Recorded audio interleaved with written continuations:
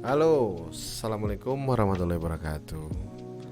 Gimana kabarnya? Kabar baik ya. Malam Bang Dani, semoga sehat. Alhamdulillah. Amin, amin. Untuk hari ini kita bakal mengecek ya. Pertama-tama kita akan mulai ngecek. Dulu kita kan pernah tuh bikin The Game Awards ya. Terus kita udah ngevoting. Kita akan lihat hasil votingan kita berhasil atau tidak ya. Kita lihat dari best sport event dulu nih. Coba kita lihat. Yang pemenangnya adalah League of Legends. Coba bentar. Best event kita milihnya adalah Valorant Champion. Waduh. Udah salah yang pertama. Jadi berarti pemain League of Legends tuh masih banyak banget ya kalau dipikir-pikir ya. Kita udah salah di satu. Habis itu adalah Best Esport Coach. Best Esports Coach kita di sini milihnya adalah Silent. Yang menang Kim Koma Jeonggyun. Ini yang menangin siapa nih? Vote semua orang pengaruh berapa persen? Paling cuman berapa deh? Juri 90%, public fans voting 10%. Masih mending saya kenal streamer di Twitch, voting dari subscribernya dia, viewernya dia, itu pengaruh cuma 2% cuy. Pemenangnya adalah Counter Strike Global of, waduh, kita milihnya adalah Team Spirit, tapi pemenangnya adalah Natus Vincer ya. Dari Navi Counter Strike Global Defensive. Padahal Team Spirit underdog gitu ya. Oke, kita akan lanjut ke voting ke previous. Ini adalah winnernya Alexander Simple. Kalau dari kita pemenangnya adalah Chris Sim. Oh, salah lagi. Salah semua kita sepertinya ya. Ini udah berapa kategori salah nih. Dia jangan main judi loh. Kalau dilihat tebakan lo pada aneh-aneh. Best Esport Game League of Legends yang menang. Masa sih? Kalau votingnya dari Indonesia yang menang Mobile Legends nih, ya. Most anticipated game kita adalah Zelda. Dan ini adalah pemenangnya Elden Ring. Ya memang pasti antara dua lah ya, antara Elden Ring atau Zelda kayaknya. Starfield tuh kayak udah lelah gak sih orang-orang pada nungguin Starfield ya. Best debut indie Kena Bridge. Oh, akhirnya bener nih kita nih. Benar. Kira-kira kita benar ya. Karena memang di antara yang lain yang paling best debut ya Kena doang ya. Ini bener ya. Content Creator of the Year. Oh, Dream ya. Ini pemain Minecraft ya. Emang bisa dibilang salah satu yang cukup terkenal di dunia nih. Terus selanjutnya Best Multiplayer. Kita milih It Takes Two. Ini juga adalah It Takes Two. Oke. Best Sport atau Racing Forza Horizon kayak emang gak ada lawan ya. Habis itu Best Sim atau Strategi Age of Empire yang kelihatannya memang bagus. Tapi katanya ya Evil Genius 2 juga bagus loh. Gue belum pernah nyobain tapi udah download ya. Best Family. Wah, ini pecah. Ini nih. Coba lo perhatiin baik-baik tuh. Lo udah lihat belum isinya siapa aja? Dari 5, 4 itu dari Nintendo. Ada Mario Party, New Pokemon Snap, Super Mario 3D World, Bowser Fury, WarioWare, Get It Together. Dan yang menang adalah It Takes Two. Menurut gue sih wajar sih sebenarnya. Karena dari 4 ini kayaknya tidak ada yang terlalu menonjol berlebihan. Yaitu dari Mario Party Superstar sudah, maksudnya ini bukan yang pertama kali gitu dimunculkan. Terus kayak Super Mario 3D World pas Bowser Fury-nya cukup menarik menurut gue. Tapi ini juga kayak remake gitu, atau apa, converting atau porting ya. Terus WarioWare Get It Together juga, konsep ini tuh adalah konsep yang udah pernah dipunya WarioWare di Nintendo Wii. Kalau Pokemon Snap pernah keluar gak sih sebelumnya? Pokemon Snap. Nah, ada kan di Pokemon Snap Nintendo N64. Berarti udah pernah keluar dulu Pokemon Snap di Nintendo 64 sebelumnya. Oke, Best Fighting Guilty Gear. Oke, dari kita adalah yang menang Guilty Gear juga ya. Karena let's be fair lah ya. Sebenarnya gue berharap Demon Slayer, tapi kayaknya untukannya para fans. Kalau Virtua Fighter 5 please deh. Ini Virtua Fighter 5 tuh keluar udah kapan coba? Virtua Fighter 5 itu udah rilis dari 12 Juli 2006. Dan ini yang dipertandingkan adalah Virtua Fighter 5 Ultimate Showdown. Tidak menarik jadinya ya.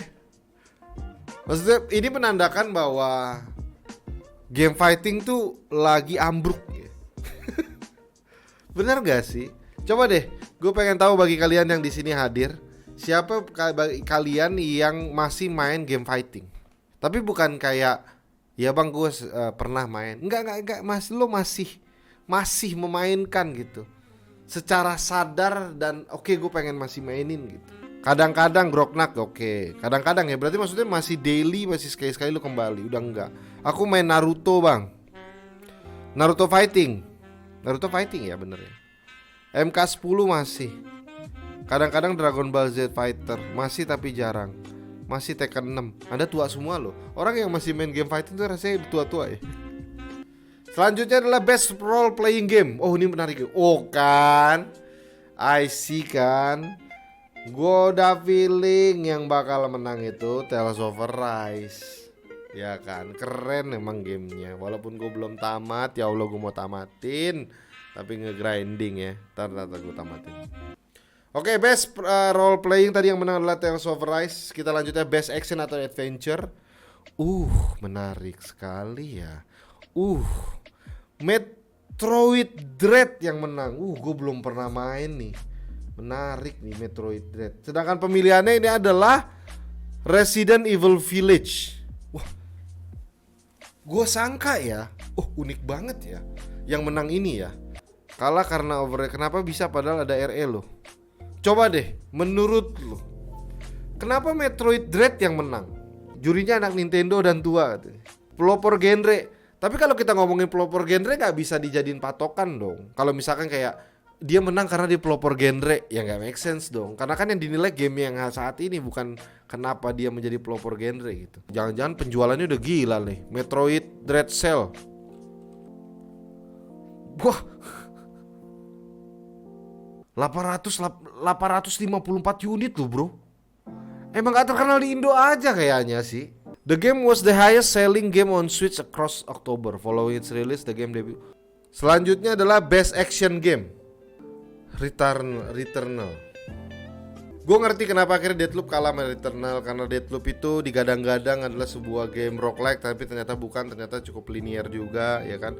Chivalry 2, oke, Back 4 Blood, Far Cry 6. Ya menurut gue akhirnya kalau lo lihat dari 5 game ini, yang menampilkan atau memberikan sebuah fresh gameplay di antara 5 ini ya, fresh gameplay. Ya let's be fair, Returnal memberikan fresh gameplay sih. Fokus primarily on combat itu.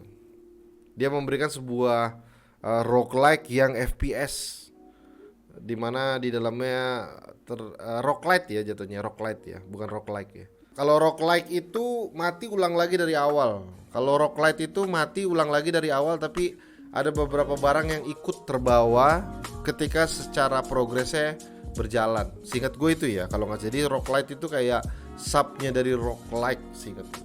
Kita pindah ke kategori 14. Ini adalah best VR atau yang menang adalah Resident Evil 4 ya. Nggak tahu sih maksud gue. Gue nggak main VR pertama. Ya, gue rasa ini menang karena emang orang suka aja sih. Nggak sih, nggak apa sih. Gak main juga gue VR, jadi gue gak terlalu ngerti. Tapi pilihan kita juga adalah Resident Evil 4 ya. Lebih ke nama besar sepertinya. Kayaknya, kelihatannya ya. Oke, innovation in accessibility, Forza Horizon 5. Karena Forza Horizon itu bisa apa? Ada bisa recognizing software and hardware that is pushing the medium forward by adding features, technology and content to help games be played enjoyed by even wider audience. Oke. Pasti Forza Horizon 5 ini memberikan satu pengalaman untuk beberapa orang yang mungkin tidak bisa memainkan sebuah game hingga bisa memainkan game ini. Ada bahasa isyarat, ada dev mode ya kalau nggak salah. Bisa nggak connect kalau party. Bisa nyetir. Oke, kata Bang Plat gara-gara dikasih bahasa isyarat buat disabilitas. Oke, jadi pada saat lagi penjelasan tutorial ataupun apa itu diberikan. Oke, menarik. Sama seperti kayak The Last of Us ya.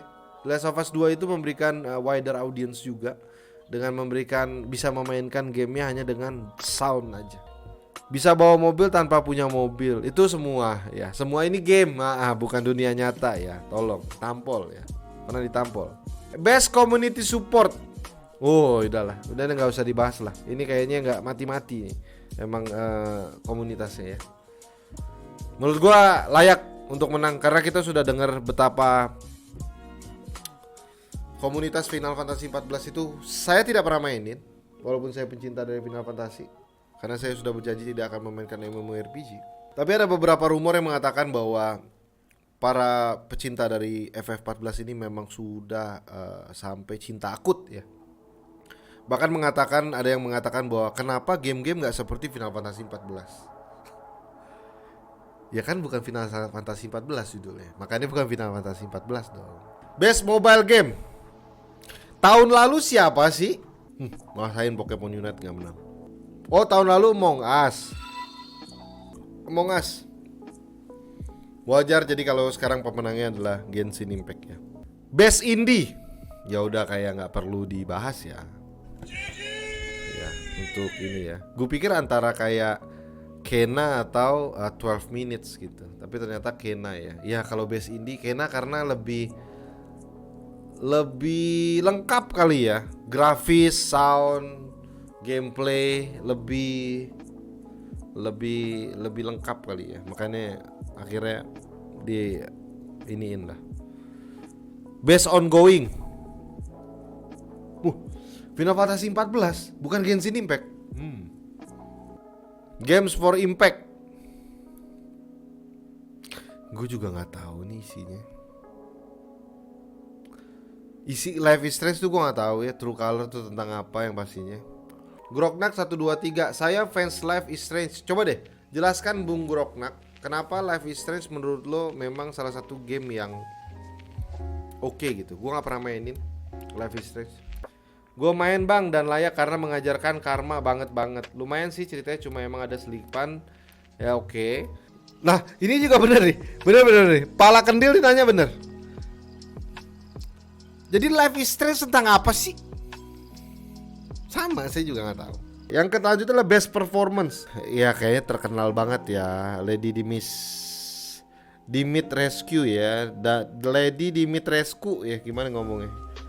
Ya wajar lah ya, karena sampai lu pernah lihat motannya yang dia totally nggak ada apa-apa nggak sih, kayak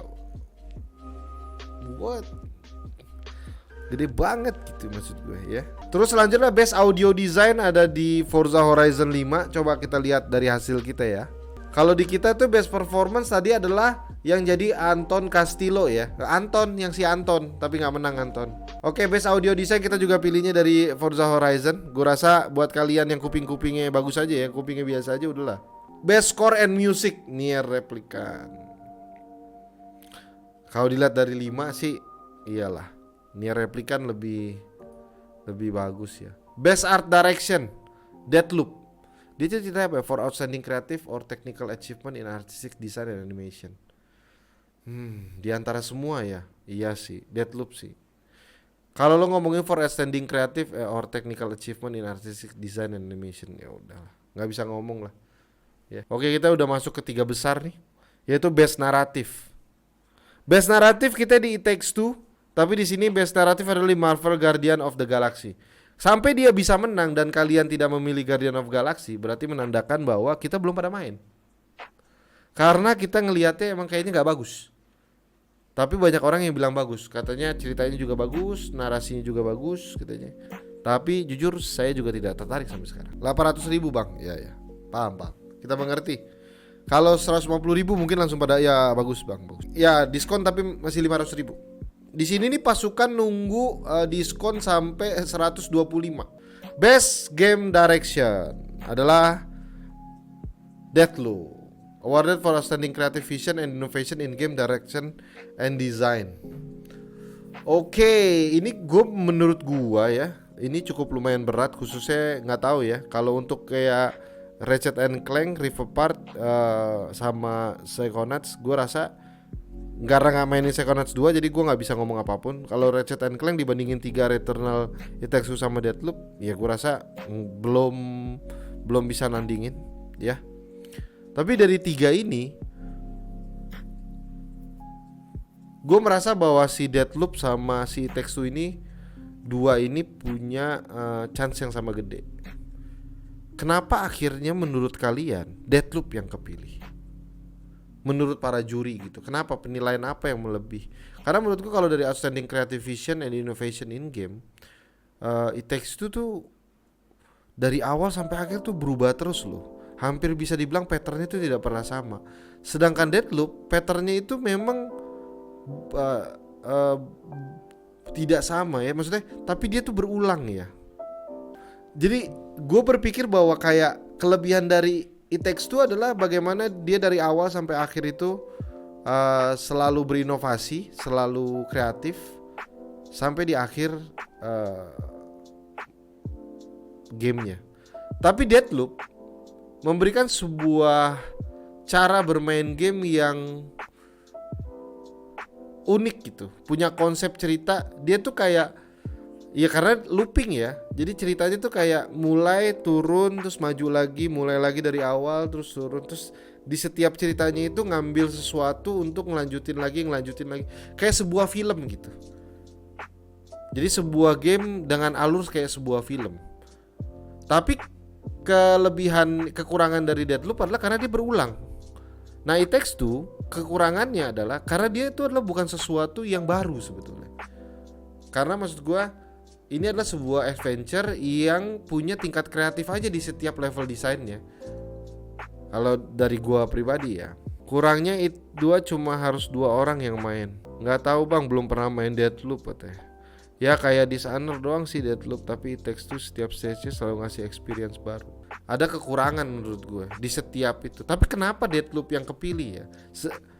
Kalau di kita nih yang milih adalah It Takes Two ya, karena best game direction kali ya.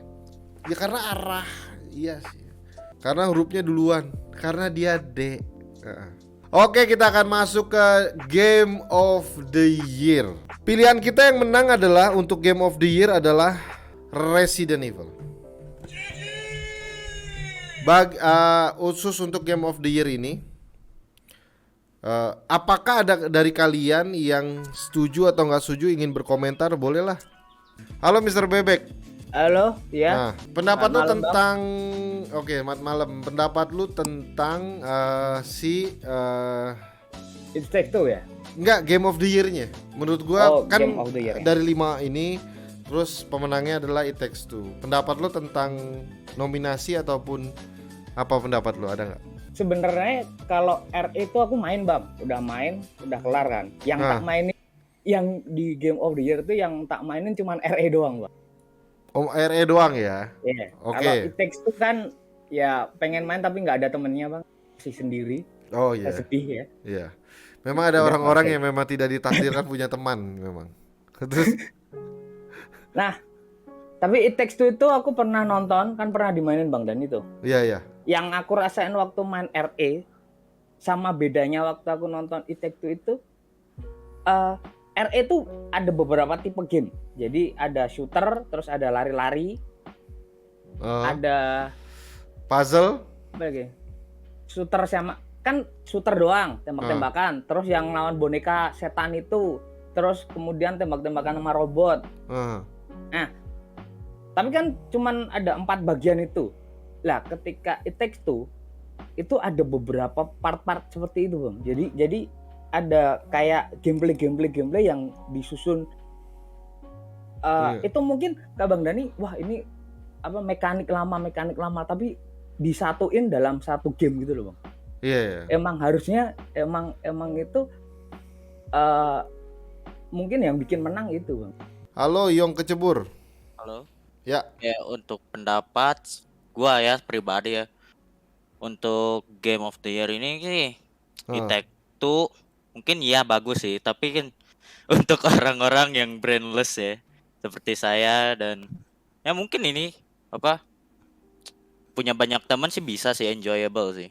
buat jahilin gitu. Jahilin teman, bikin kesel aja gitu. Jadi lo setuju? Ya, setuju. Dan untuk untuk 2 game kayak Psychonaut 2 sama Ratchet & Clank kan kita harus ikutin lagi kan series yang awalnya. Kayak orang-orang yang nostalgia gitu. Yeah. Oke. Lo istilahnya orang harus mainin yang awal baru bisa nikmatin lanjutannya sebenarnya gitu ya. Iya. Oh, mengerti gua paham. Oke, menarik. Dan untuk Resident Evil, di Resident Evil 8 sih kan banyak kan dari segi genrenya kayak shooting, terus puzzling gitu. Untuk mungkin pendapat gua pribadi ya sebagai orang yang main game agak tryhard ya.